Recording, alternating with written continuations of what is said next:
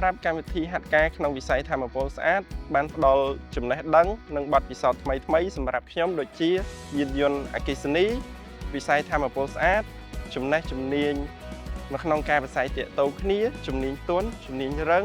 លើសពីនេះទៅទៀតខ្ញុំបានជួបជាមួយនឹងនិស្សិតដែលមកពីសាកលវិទ្យាល័យផ្សេងៗគ្នានិងជំនាញខុសៗគ្នាបានជាខ្ញុំសម្រេចចិត្តដាក់ពាក្យចូលក្នុងកម្មវិធីនេះក៏ដោយសារតែខ្ញុំយល់ថាវាជាឱកាសមួយសម្រាប់ខ្ញុំធ្វើការត្រៀមខ្លួនក៏ដូចជាឈានជើងសាកល្បងចូលទៅក្នុងវិស័យធម្មពលស្អាតនិងក៏ជា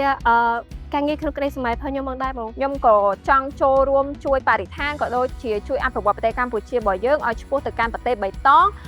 ជាពិសេសទៅទៀតកម្មវិធីនេះក៏ស្របទៅតាមចក្ខុវិស័យនិងក្តីសម័យរបស់ខ្ញុំផងដែរ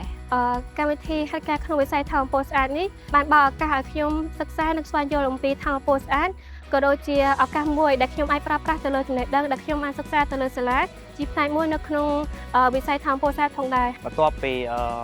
ចូលរួមហាត់ការក្នុងវិស័យធម្មពលស្អាតនេះរួចមកខ្ញុំបានទទួលនៅចំណេះដឹងជាច្រើនដូចតាក់ទងជាមួយនឹង Solar ដូចជាខ្ញុំបានសិក្សាផ្ទាល់ទៅលើគម្រោង Solar ហើយថែមទាំងដឹងថាវាមានតម្រូវការទីផ្សារការងារខ្ពស់ក៏ដូចជាអាចជួយនៅបងប្អូនប្រជាពលរដ្ឋ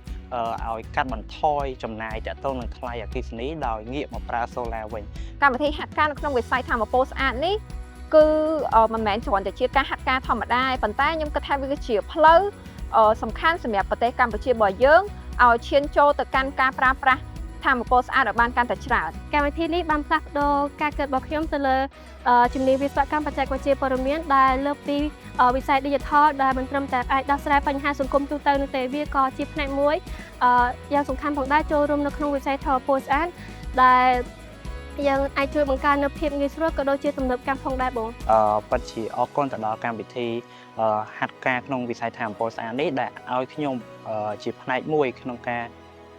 អាចអភិវឌ្ឍខ្លួននិងជាចំណែកក្នុងការអភិវឌ្ឍនៅវិស័យធម្មពលស្អាតនេះទាំងក្នុងប្រទេសក៏ដូចជានៅក្នុងតំបន់